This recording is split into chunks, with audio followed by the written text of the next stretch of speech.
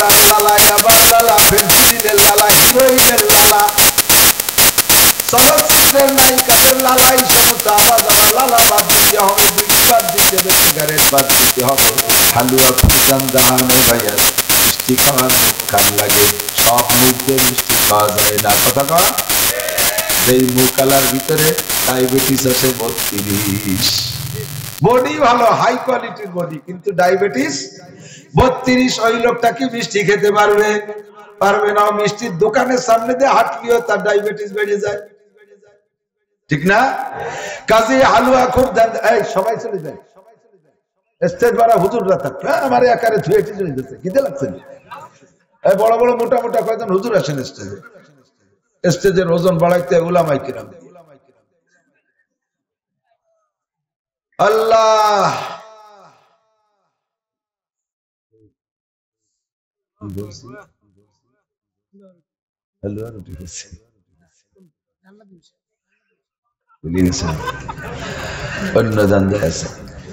তাহলে আল্লাহ পাক রব্বুল আলামিন আমাদের এই বিশাল নিয়ামত নসিব করবেন। শুনে মনে তাই চাইতেছে যে আজই জান্নাতে চলে যেতে পারতাম। এরপরে প্রত্যেক মাসে জান্নাতের মধ্যে একটা বাজার মিলবে। বাজারটার নাম বউ বাজার। কি বাজার? এ বাজারে কিচ্ছু পাওয়া যাবে না, খালি বউ কিনতে পাওয়া যাবে। 1 টাকাও লাগবে না। টাকা তো দুনিয়ার থেকে এখন পাঠাই দিছি, দুনিয়ার থেকে এখন টাকা পাঠাই দিছি।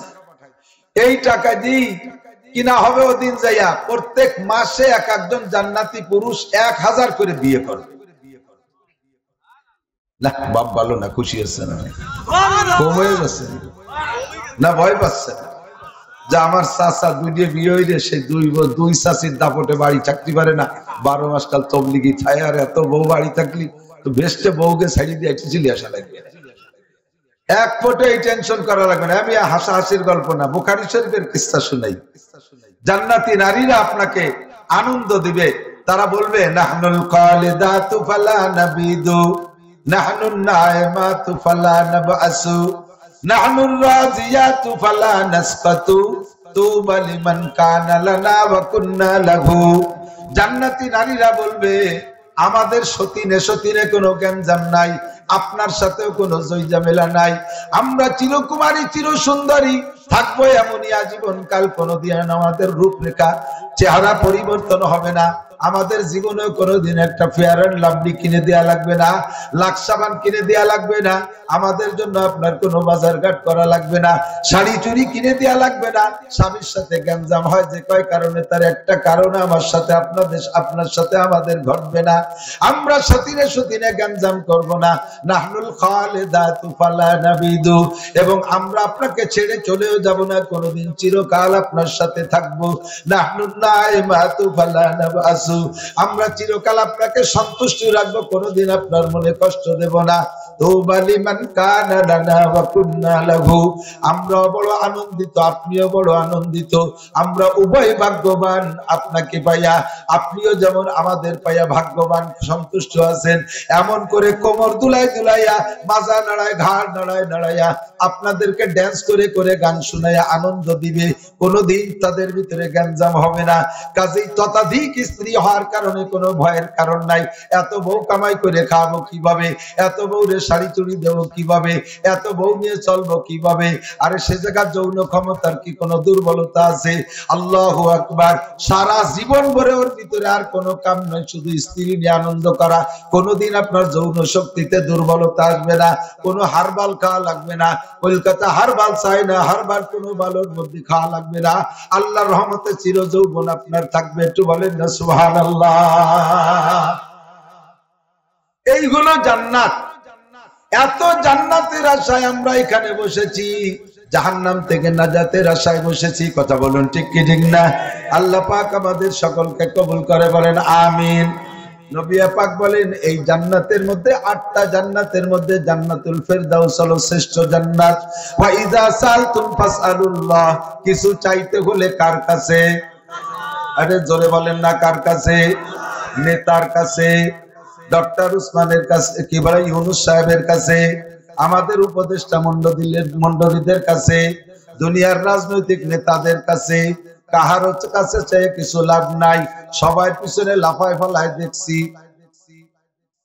জি, সব দলের নেতাদের পিছনে লাফাইয়া দেখছি, কত স্লোগান দিলাম, কত পাম্পটি দিলাম, বোতল ভাইকে দিলে ভোট শান্তি পাবে দেশের লোক। কইছেন কি কন্যাই কন? আমি নাম কইছি বোতল, হয়তো বোতল নামে কেউ নাই, এই জন্য বোতল কইছি। টুয়োটা নাম একটা বলে ফেললে অনেক সময় মিলে যায়, তারপরে মনে হয় যে মাদ্রাসার হুজুর শিখাই দিছে তাই আমারে নিয়ে ব্যঙ্গ করছে। এমন এক নাম কইলাম যে নামের কোনো মানুষ নাই। অনেক সময় টুয়ো বলে ফেললে মিলে যায়। আমাদের ওই জায়গায় একজন লবণ চুরিয়ে ধরা পড়ছে, পিঠাই পাঠাই ছাড়িয়ে দিচ্ছে। এখন লজ্জাতে এলাকায় থাকতে না বাইরে খুলনা চলে এসছে, তো জেলখানা গার্ড দিয়ে আইছে, জেলখানা গার্ড পার হয়ে এইবার আইসে রিক্সায় উঠছে। রিক্সাওয়ালা ওরে একারে আনবে না বলে ও ডাকতেছে, লবণ চূড়া একজন, লবণ চূড়া একজন। ও কয় যে কি ব্যাপার, এ জায়গার মানুষ জানলো কি যে আমি একজন লবণ চূড়া। রিক্সাওয়ালা ডাকতেছে লবণ চূড়া পর্যন্ত, একজন পাইলে দুইজনের নিয়ে যাবে। সে ডাকে লবণ চূড়া একজন, আর বলছে যে আমি লবণ চূড়া, তাই কয়। বলতেছে টুয়োটা জায়গা মতো মিশে যায়। জীবন ভরে স্বাধীনতার পর থেকে স্লোগান দিয়েছি, শান্তি যদি পাইতে চাও বোতল ভাইকে ভোট দাও, বোতল ভাই যেখানে আমরা আছি সেখানে। কতক্ষণ ঠিক কি ঠিক না? বোতল ভাইয়ের পরিচয় গরিব দুঃখীর দরজায়, দুনিয়ার সব শান্তি বোতল ভাইরে ভোট দিয়ে পাবো। নির্বাচনের সময় যারা এই স্লোগান দিয়েছে তাদের আবার তওবা করে কলেমা পড়তে হবে। এমনকি যদি বিশ্বাসের সাথে বলে থাকে তাহলে তার স্ত্রীর বিবাহ নবায়ন করতে হবে। যেই লোকটা পুরুষে যদি বলে শিরকি গুনাহ পুরুষে করে, যদি পুরুষে শিরিক করে, আর স্ত্রী যদি মুমিন হয়, সে যদি শিরিক না করে, স্বামী স্ত্রী বিয়ে থাকে না, মুশরিক আর মুমিনের মধ্যে বিয়ে থাকে না, মুখে তালাক বলে লাগে না, তালাক হইয়া যায় বউডা, আর তালাক দেয়া বউ নিয়ে ঘর সংসার করলে জিনার গুনাহ হয়। এরপরে যে বাচ্চা পয়দা হয় সবগুলো জারিউর বাচ্চা পয়দা হয়। এই জন্য ওই জারিউর বাচ্চা প্রোটেকশন দিয়ে থেকে যদি বাঁচতে হয়, আর জিনা করার থেকে যদি বাঁচতে হয়, আবার তওবা করে কলেমা পড়ে মৌলবী ডেকে বিবাহ নবায়ন করতে হবে, দেনমোহর নতুন করে ধরতে হবে। এত বড় অ্যাক্সিডেন্ট করে ফেলাইছেন নেতাদের পিছনে স্লোগান দিয়ে, অমুক বাইরে দিলে ভোট শান্তি পাবে দেশের লোক। চোখের সামনে দেখি যারে ভোট দিয়েছি শান্তির লোভে, তারাই বড় শান্তির মধ্যে আছে। কতক্ষণ যেই সকল ভাইদের পিছনে স্লোগান দিয়েছি অমুক বাইরে দিলে ভোট শান্তি পাবে দেশের লোক, সেই সব ভাইরা এখন জেলখানায় বসে বসে ইতিকাফ করতেছে রমজান মাসের আসার আগেই। কথা বলেন ঠিক কি ঠিক না? তারাই বড় মহা শান্তির মধ্যে আছে। এই সমস্ত নেতাদের মধ্যে থেকে এক নেতার মুখের বক্তব্য আমি নিজেই শুনেছি। পুলিশে যখন অ্যারেস্ট করছে, পুলিশে কয় বাইরে তোরা আমারে ছেড়ে দে, আর সবাইকে দূরে রাখিস রাখ। আমার 80,000 কর্মচারী কাজ করতেছে, তাদের মাসে মাসে আমার বেতন দেওয়া লাগে। কোন কোন কর্মচারীর বেতন 10 লাখ টাকাও আছে। আমার এই কর্মচারীদের বেতন দিতে হবে, তোরা আমারে ছাইড়া দি। 80,000 মানুষের বেতন দেব, তাদের পরিবারের সদস্যরা কষ্ট পাবে, তবুও পুলিশই তারে ছাড়ে নাই। যেই লোকটা লক্ষ লক্ষ কোটি কোটি টাকা 80,000 কর্মচারীতে নিচ্ছে, ওই লোকটা জেলখানার ভিতরে একটা ট্যাবলেট কিনে খাওয়ার পয়সা পাইতেছে না। তারে স্লোগান দিয়ে, তার পিছনে স্লোগান দিয়ে কোনো লাভ আছে? কথা বলেন আছে? দুনিয়ার কোন রাজা বাদশার কাছে চাইয়ে লাভ নাই, কোন রাজা বাদশার কিছু দেওয়ার ক্ষমতা নাই। বাদশা শাহজাহান রহমাতুল্লাহ আলাইহি বড় বুজুর্গ আল্লাহওয়ালা বাদশা ছিলেন, তৎকালীন খলিফা। উনি ফজরের নামাজ পড়া জামাতে নামাজ পড়তেন, ফজরের নামাজ পড়া ইশরাকের নামাজ না পড়ে মসজিদ থেকে বের হইতেন না। ইশরাকের নামাজ পর্যন্ত বৈশা তাসবিহ তাহলিল তিলাওয়াত করতেন মসজিদে বৈশা।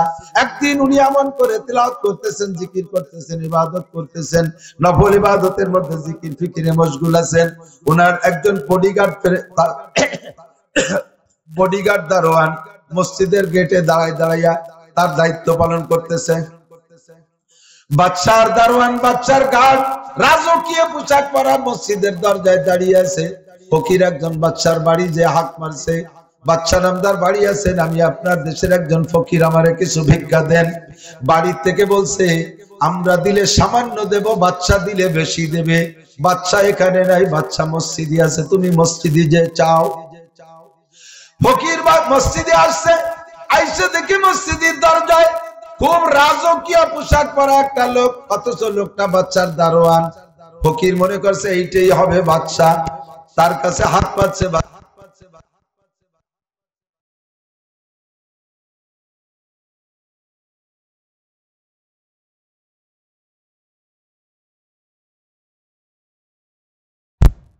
জীবনে চাই বাচ্চা মসজিদের মধ্যে সারা মসজিদ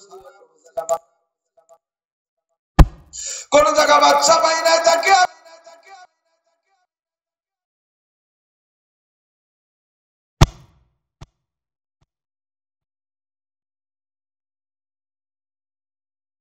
মুকুট লাগবে বাচ্চা পাহারায় থাকবে এমন কেউ নেই